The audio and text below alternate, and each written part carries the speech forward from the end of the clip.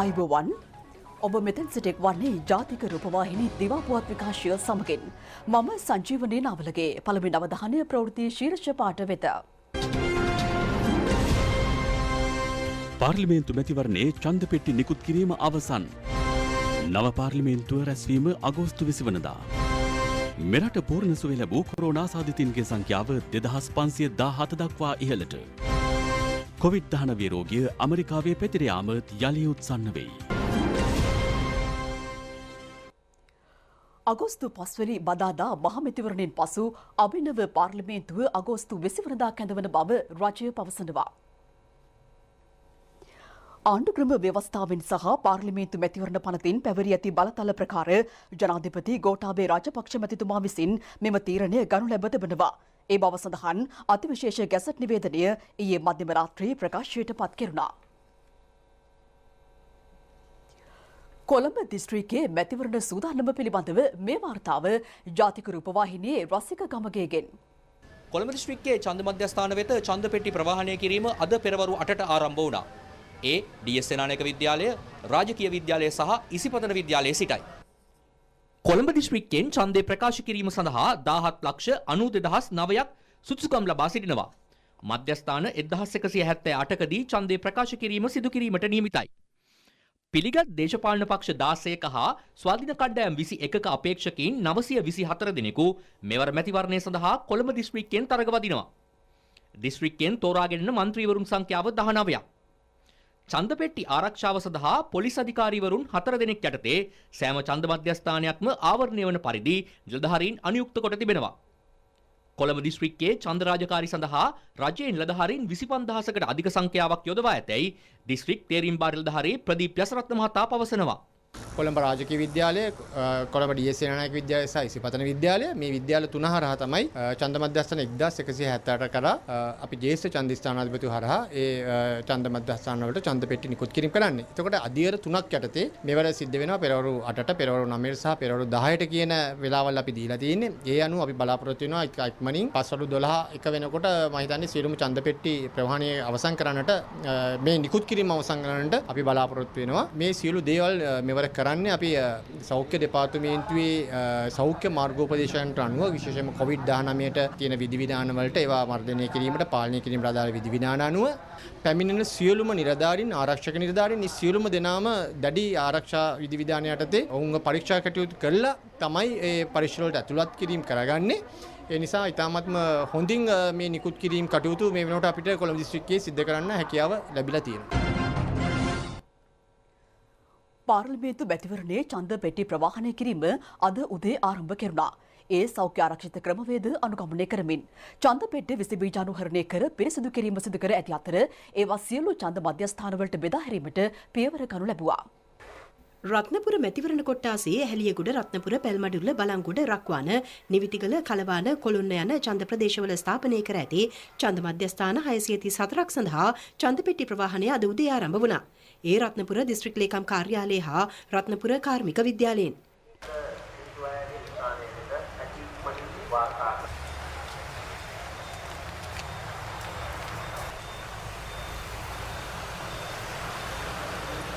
කෑගල්ල මැතිවරණ කොට්ටාසේ ඡන්ද මධ්‍යස්ථාන 575ක් ස්ථාපනය කොට තිබෙනවා. ඡන්ද පෙට්ටි නිකුත් කිරීම කෑගල්ල බාලිකා විද්‍යාලයෙන් සහ ස්වර්ණ ජයන්ති මහාවිද්‍යාලයෙන් අද පෙරවරු 8ට ආරම්භ කෙරුණා. දිස්ත්‍රික්කයේ ලියාපදිංචි ඡන්ද සංඛ්‍යාව 6,84,186ක්. ත්‍රිකුණාමල මැතිවරණ කොට්ටාසේ ඡන්ද මධ්‍යස්ථාන 306ක ස්ථාපනය කොට තිබෙනවා. 2,88,868 දෙනෙකු ඡන්දය ප්‍රකාශ කිරීමට සුදුසුකම් ලබා තිබෙනවා. ගාල්ල මැතිවරණ කොට්ටාසේ ඡන්ද මධ්‍යස්ථාන 712ක් සඳහා ඡන්ද පෙට්ටි ප්‍රවාහනයද අද උදේ ආරම්භ කෙරුණා.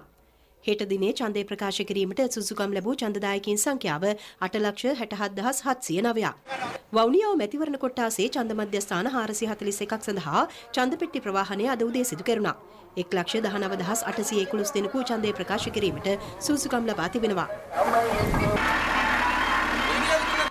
පොළොන්නරුව මැතිවරණ කොට්ටාසේ ඡන්ද මධ්‍යස්ථාන 288ක් සඳහා ඡන්ද පෙට්ටි රැගෙන යාම අද උදෑසන 7ට පොළොන්නරුව රාජකීය විදුහල් පරිශ්‍රයේ සිට ආරම්භ කෙරුණා. 3,31,190 දෙනෙකු ඡන්දය ප්‍රකාශ කිරීමට සුදුසුකම් ලබා තිබෙනවා. කළුතර මැතිවරණ කොට්ටාසේ ඡන්දපෙට්ටි බෙදා හැරීම අද උදෑසන කළුතර පස්තුන් රට අධ්‍යාපන විද්‍යාපීඨයෙන් ආරම්භ කෙරුණා. නුවරඑළිය මැතිවරණ කොට්ටාසේ ඡන්ද මධ්‍යස්ථාන 498ක් සඳහා ඡන්දපෙට්ටි ප්‍රවාහනය අද උදේ ආරම්භ කෙරුණා. ලියාපදිංචි ඡන්දදායකින් සංඛ්‍යාව 5,77,717ක්. ගම්පහ මැතිවරණ කොට්ටාසේ ස්ථාපනය කෙරුණු ඡන්ද මධ්‍යස්ථාන සංඛ්‍යාව 1,188ක්. එහි ලියාපදිංචි ඡන්දදායකින් සංඛ්‍යාව 17,85,984යි. කුරුණෑගල මැතිවරණ කොට්ටාසේ ඡන්දය ප්‍රකාශ කිරීම සඳහා මධ්‍යස්ථාන 966ක් ස්ථාපනය කොට තිබෙනවා. ලියාපදිංචි ඡන්දදායකින් සංඛ්‍යාව 13,48,787ක්. අනුරාධපුර මධ්‍ය විද්‍යාලයේ සහ ස්වර්ණපාලි බාලිකා විද්‍යාලයෙන් ඡන්දපෙට්ටි ප්‍රවාහනය අද උදෑසන 8:30ට ආරම්භ වුණා. ස්ථාපනය කෙරුණු මධ්‍යස්ථාන සංඛ්‍යාව 634ක්. අනුරාධපුර මැතිවරණ කොට්ටාසේ සුසුකම් ලැබූ ඡන්දදායකයින්ගේ සංඛ්‍යාව 6,83,634ක්. බදුල්ල මැතිවරණ කොට්ටාසේ ඡන්ද මධ්‍යස්ථාන 523ක් ස්ථාපනය කෙරුණා.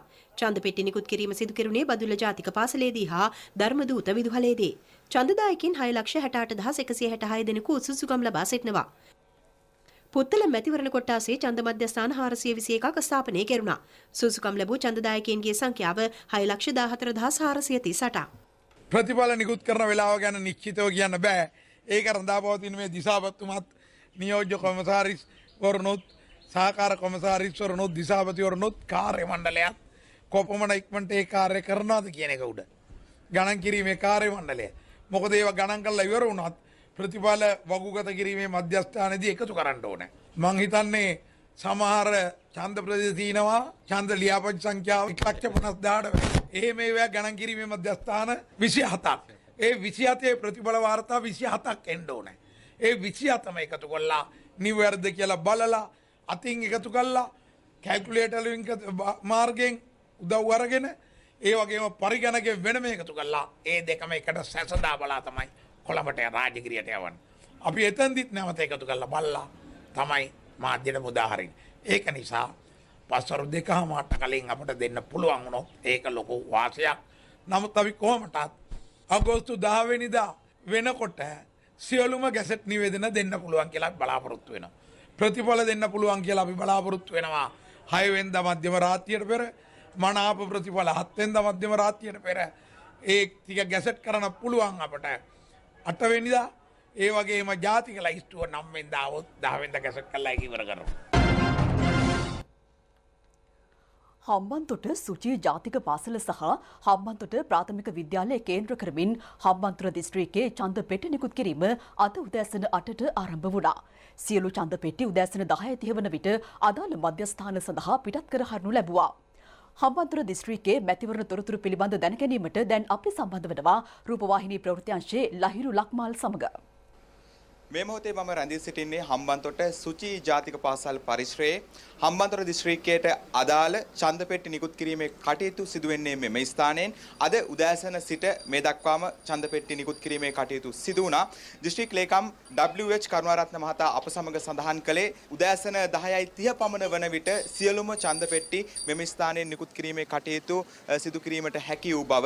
විශේෂයෙන්ම අපි මතක් කරන්න ඕන හම්බන්තොට දිස්ත්‍රික්කය කියලා කියන්නේ මෙවර මැතිවරණයේදීත් සුවිශේෂී ස්ථානයක් දිනා ගන්න දිස්ත්‍රික්කයක් බවට පත් වෙනවා. සෑම කෙනෙක්ගේම වැඩි අවධානයක් හම්බන්තොට දිස්ත්‍රික්කයේ ප්‍රතිඵලය දෙස යොමු වී තිබෙනවා. මෙවර හම්බන්තොට දිස්ත්‍රික්කයේ ඡන්දය ප්‍රකාශ කිරීම සඳහා සුදුසුකම් ලබා සිටින ඡන්දදායකින්ගේ සංඛ්‍යාව 4,93,192 දෙනෙකු. මෙම ඡන්දදායකයන්ගේ සංඛ්‍යාව හෙට උදෑසන 7 සිට සවස 5 දක්වා ඡන්ද මධ්‍යස්ථාන 414කදී තම ඡන්දය ප්‍රකාශ කිරීමට සැදී පැහැදී සිටිනවා. ඒ වගේමයි මෙවර මැතිවරණය සඳහා හම්බන්තොට දිස්ත්‍රික්කයෙන් පිළිගත් දේශපාලන පක්ෂ 11කින් සහ ස්වාධීන කණ්ඩායම් 8කින් අපේක්ෂකයන් 190 දෙනෙකු තරගය සඳහා ඉදිරිපත් වී සිටිනවා. හම්බන්තොට දිස්ත්‍රික්කය කියලා කියන්නේ බෙලියත්ත, ඒ වගේම මුල්කිරිගල, තිස්ස මහාරාම, තංගල්ල කියන මැතිවරණ බල ප්‍රදේශ 4කින් සමන්විත වෙනවා. ඉතින් ඒ නිසා විශාල ඡන්දදායකින් ප්‍රමාණයක් මෙවර ඡන්දය ප්‍රකාශ කිරීමට සැදී පැහැදී සිටිනවා. ජනාධිපතිවරණයට වඩා ඡන්ද 30000ක් පමණ මෙවර මහ මැතිවරණයේදී වැඩි වී තිබෙන ආකාරය තමයි අපට හම්බන්තොට දිස්ත්‍රික්කය තුල දකින්න පුළුවන් වන්නේ. ඒ වගේමයි අද උදෑසන මේ ඡන්ද පෙට්ටි නිකුත් කිරීමේ කටයුතු ඡන්ද මධ්‍යස්ථානවලට රැගෙන යාමේ කටයුතු ඉතාමත් සාර්ථකව සිදුවන ආකාරය අපට දකින්න පුළුවන් වුණා. ශ්‍රී ලංකා පොලිසිය විශේෂ ආරක්ෂක වැඩසටහනක් මේ ස්ථානයේ ක්‍රියාත්මක කර තිබුණා. ඒ වගේමයි මේ සියල්ල සිදු වුණේ නිවැරදි සෞඛ්‍ය උපදෙස්වලට අනුකූලව බව අපි සඳහන් කරන්න ඕන. මේවෙනි සෞඛ්‍ය තත්ත්වයක් යටතේ මැතිවරණයක් පවත්වන ශ්‍රී ලංකාවේ පළවෙනි අවස්ථාව අපි දැක්ක හම්බන්තොට දිස්ත්‍රික්කයේ දිස්ත්‍රික් ලේකම්තුමා, ඒ වගේම මැතිවරණ කොමිසමේ නිලධාරීන්, ඒ වගේම රාජ්‍ය නිලධාරීන්, පොලිසිය, ආරක්ෂක අංශ හැම කෙනෙක්ම මේ සෞඛ්‍ය ක්‍රමවේදවලට ප්‍රමුඛ ස්ථානය ලබා දීලා ඒ සියල්ලට අවනත වෙමින් තමයි මේ මැතිවරණ ක්‍රියාවලිය අද ආරම්භ කළේ. ඉතින් උදෑසන 10:30 පමණ වන විට සියලු ඡන්ද පෙට්ටි නිකුත් කිරීමේ කටයුතු සුචි පාසලෙන් අවසන් වුණා. මේ වන විට සවස් වන විට සියලුම ඡන්ද පෙට්ටි අදාළ ඡන්ද මධ්‍යස්ථානවලට ඉතාමත් ආරක්ෂිතව රැගෙන යාමට විශේෂ වැඩපිළිවෙලක් සකස් කර තිබෙනවා. අපි සූදානම් හම්බන්තොට දිස්ත්‍රික්කයේ සිදුවන සියලුම තොරතුරු හෙට සිට ඔබට උදෑසන 7 සිට සවස් 5 දක්වා ඔබට සජීව තොරතුරු කියන්න බලාපොරොත්තු වෙන සමුගන්නම් ජාතික රූපවාහිනිය වෙනුවෙන් මම ලහිරු ලක්මාල් හම්බන්තොට සුචි ජාතික පාසල් භූමියේ සිට. හෙට පැවැත්වෙන පාර්ලිමේන්තු මැතිවරණයේදී ඡන්දය ප්‍රකාශ කළ යුතු ආකාරය පිළිබඳව මැතිවරණ කොමිසමේ සභාපති මහින්ද දේශප්‍රිය මහතා අදහස් පළ කළා. ඒ රජයේ ප්‍රවෘත්ති දෙපාර්තමේන්තුවේ ඊයේ පැවති මාධ්‍ය හමුවකදී.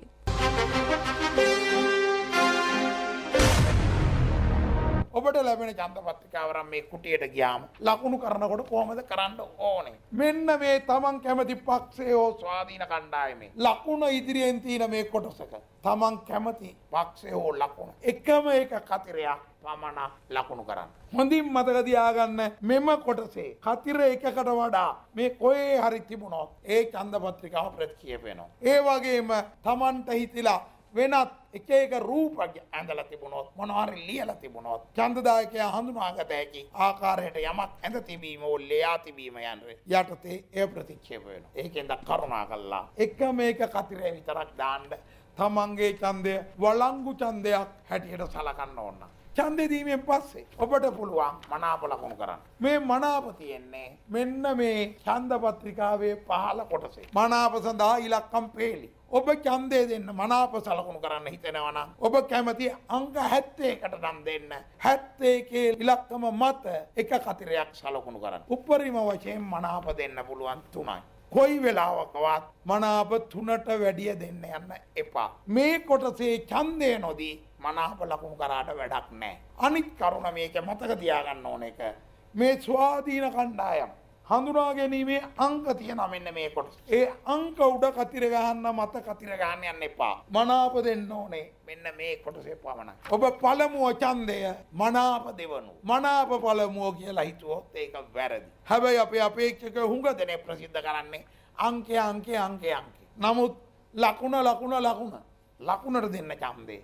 තමන් කැමති පක්ෂයට හරි ස්වාධීන කණ්ඩායමේ හරි ඊට පස්සේ ඕනනම් මනාප 1 2 නැත්නම් 3ක් ලකුණු කරලා ඡන්ද පත්‍රිකාව හොඳින් නමලා ඡන්ද පෙට්ටියට දාලා පුළුවන් ඉක්මනට තමන්ගේ වැඩවලට එහෙම නැත්නම් කාර්යාලයට යන්න. නැත්නම් නිවසට යන්න. නැත්නම් හේනට කුඹුරට තමන්ගේ රැකියාව කරන ස්ථානයට යන්න. මාර්ගයේ රැඳිලා ඉන්න එපා. යනකොටත් ඔබේ පිරිසිදු කරගෙන යන්න. කාටවත් ඡන්ද පොලට කොරෝනා ගේන්නත් බෑ.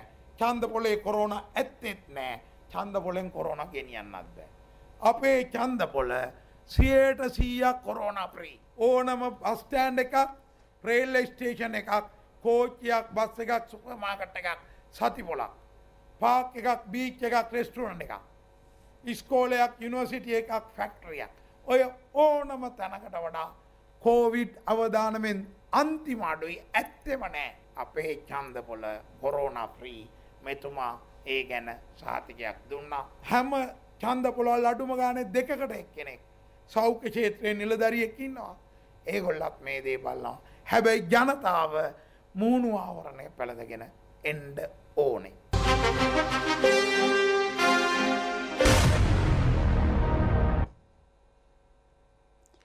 මහනුවර ඓතිහාසික ඇසළ පෙරහැර මංගල්‍යයේ අවසන් රන්තෝලි පෙරහැර ඊයේ රාත්‍රියේ වීදි සංචාරය කළා. මෙවර පෙරහර පැවැත්වුණේ ජන සහභාගීත්වයෙන් තොරව වීම විශේෂත්වයක්.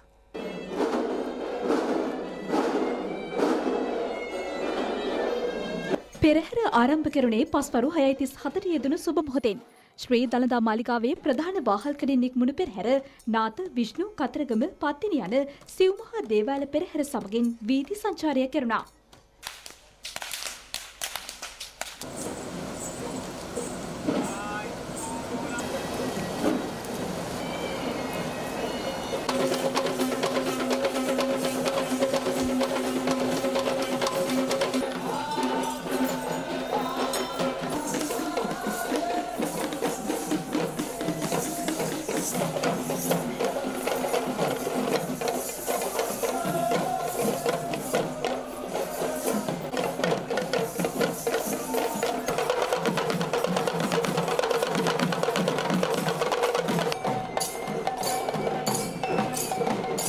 සධාතුක කරඬුව වැඩම කරවනු ලැබුවේ ඉන්දිරාජා හස්තියා විසින්. බුරුම රාජා සහ මියන් රාජා දෑලේ ගමන් කළා.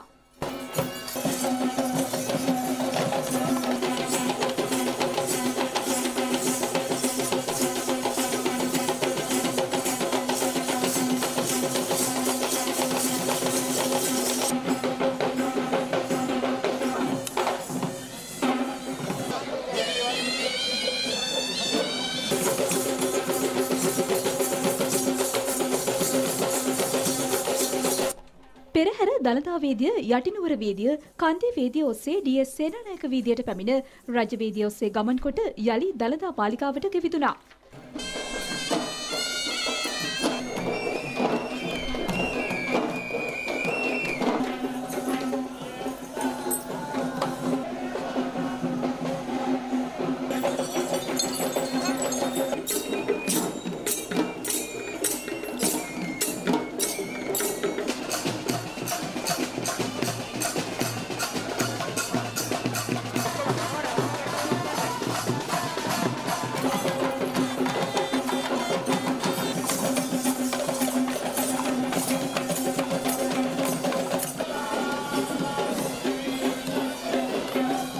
මහනුවර ඇසළ පෙරහැර මංගල්‍යයේ සිව් මහා දේවාලවල දියකැපීමේ මංගල්‍ය අද උදෑසන සිදු කෙරුණා.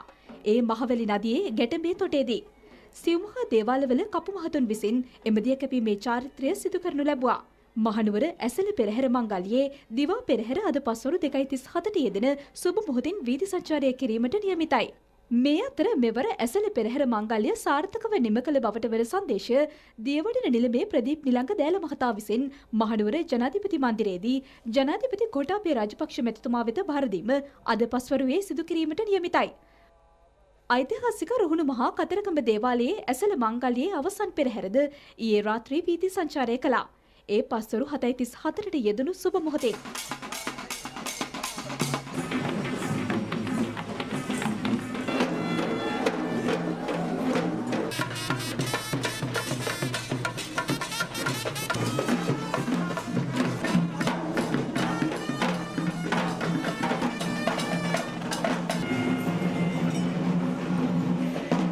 බස්නායක නිලමේ දිල්රුවන් රාජපක්ෂ මහතා රාජාසන කතාව සිදු කළ අතර උදැසන 9:12ට යෙදුණු සුබ මොහොතින් දියගැවීමේ චාරිත්‍රයද සිදු කෙරුණා.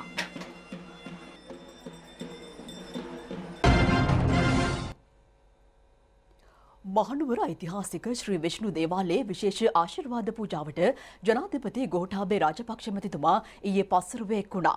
ශ්‍රී විෂ්ණු දේවාලය වෙත පැමිණි ජනාධිපතිතුමා පිළිගනු ලැබුවේ දේවාලයේ බාර නිලමේවරුන් විසින්.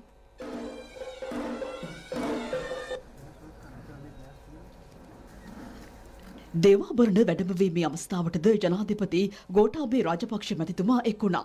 නිලමේවරයා හස්ති රාජා මත කරඬුව තැන්පත් කිරීමෙන් පසු එතුමා ඊට පුෂ්පෝපහාර දැක්වුවා.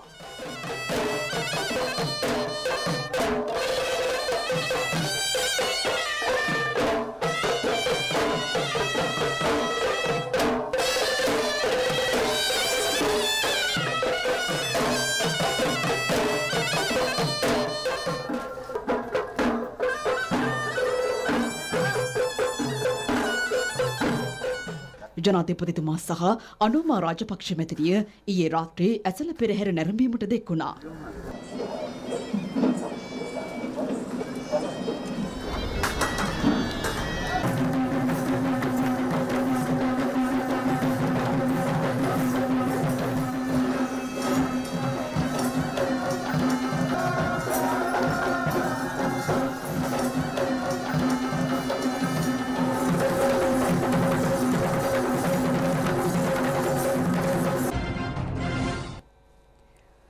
පාර්ලිමේන්තු මැතිවරණය නිදහස් සහ සාධාරණ ලෙස පැවැත්වීමේ කාර්යයට බාධා වන සිද්ධීන් පිළිබඳව මෙන්ම මැතිවරණ නීති උල්ලංඝනය කිරීම පිළිබඳ වාර්තා කිරීමට අවස්ථාව ඇතැයි මැතිවරණ කමිෂන් සභාව පවසනවා.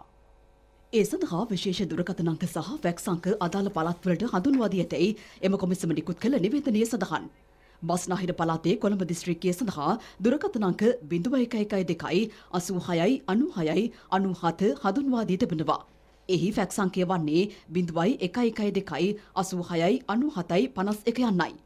ගම්පහ සහ කළුතර දිස්ත්‍රික්ක සඳහා දුරකථන අංක 0112 86 96 74 ඇමතිය හැකියි. එහි ෆැක්ස් අංකය වන්නේ 0112 86 97 48. මධ්‍යම පළාත සඳහා අදාළ දුරකථන අංකය 0112 86 97 21 ලෙස ලබා දී තිබෙනවා.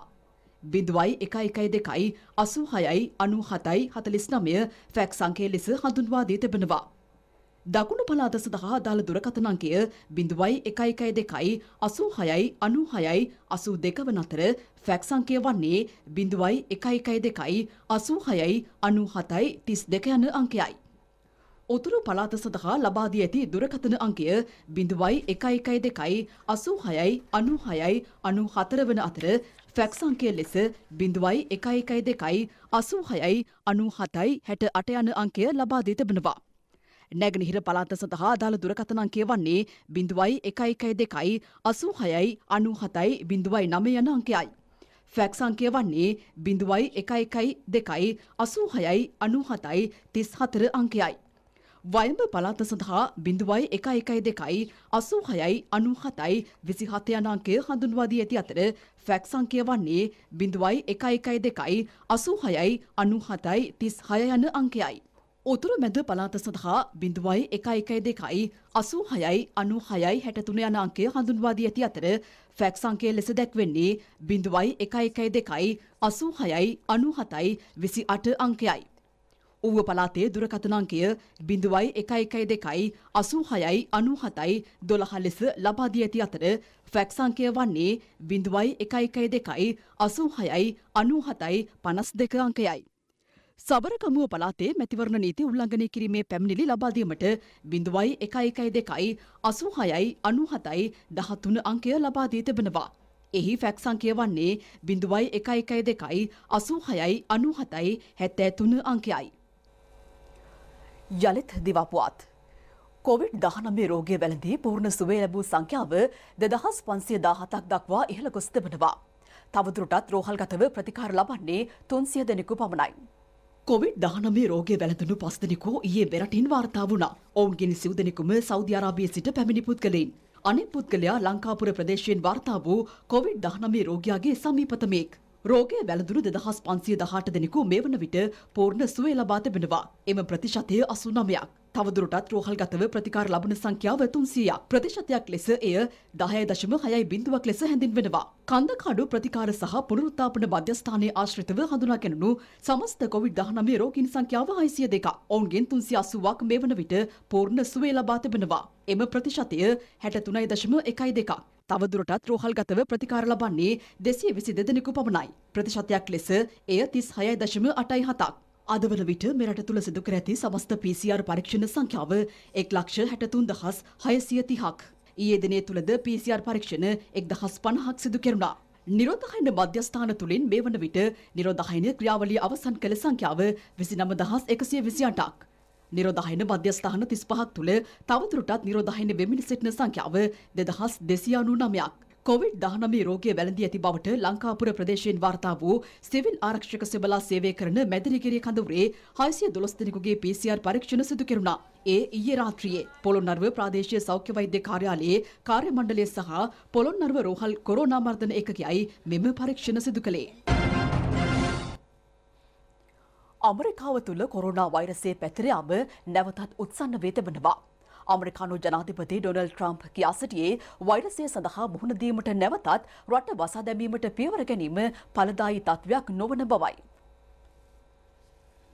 ගත වූ පැය 24 තුළදී පමණක් එරටින් නව ආසාදිත පුද්ගලයන් 49038 දෙනෙකු වාර්තා වුණා. එම සංඛ්‍යාවත් සමග ඇමරිකාවේ සමස්ත කොරෝනා වෛරසය ආසාදිතයන් සංඛ්‍යාව 48,13,000 ඉක්මවා ගොස් තිබෙනවා. උද්ගත වී ඇති තත්ත්වය හමුවේ රට වසා දැමීමේ තත්ත්වය හඳුන්වා දීම සාර්ථක නොවන බව ඇමරිකානුවන් අවබෝධ කරගත යුතු බවයි ට්‍රම්ප් කියා සිටියේ. රට වසා දැමීමේ තත්ත්වයක් තුළ ජාතික වශයෙන් සිදුවන හානිය හා කඩාවැටීම පිළිබඳ එහිදී අවබෝධ කරගත යුතු බව ඔහුගේ අදහසයි.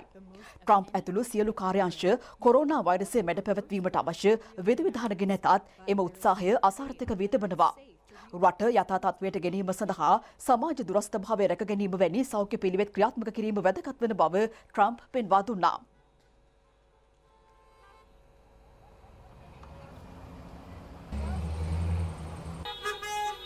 එක්සත් ජනපදය පුරා පාසල් නැවත විවෘත කිරීම ඊයේ සිට සිදු කරනු ලැබුවා. කොරෝනා වෛරසයේ බලපෑම තවමත් පවතින ඇමරිකාව තුළ පාසල් විවෘත කිරීම පිළිබඳ සිය විරෝධතාව පළ කරමින් ගුරුවරුන් සහ සහායක කාර්ය මණ්ඩලය අද විරෝධතාවයක යෙදී සිටිනවා. දැනට දිස්ත්‍රික්ක 35කට අදාළ පාසල්වල ගුරුවරුන් සහ කාර්ය මණ්ඩලය මෙම විරෝධතාවයට එක් වී තිබෙනවා. තම ජීවිත හා සිසුවියන්ගේ ආරක්ෂාවට වෛරසය බිලිදීමට තමන් සූදානම් නැතැයි විරෝධතාකරුවන් කියා සිටියේ. හිටපු නියෝජ්‍ය පොලිස්පති වාස් ගුණවර්ධන මහතාට එරෙහිව අධිකරණයේ පවතින නඩු කටයුත්තකට අදාළව බොරු සාක්ෂි ලබා දීම සම්බන්ධයෙන් තවත් පොලිස් නිලධාරියෙකු අත්අඩංගුවට ගෙන තිබෙනවා. ඔහු ඇඹිලිපිටිය පොලිස් ස්ථානයට අනුයුක්ත උප පොලිස් පරීක්ෂකවරයෙකු බවයි පොලිස් මූලස්ථානය පවසන්නේ.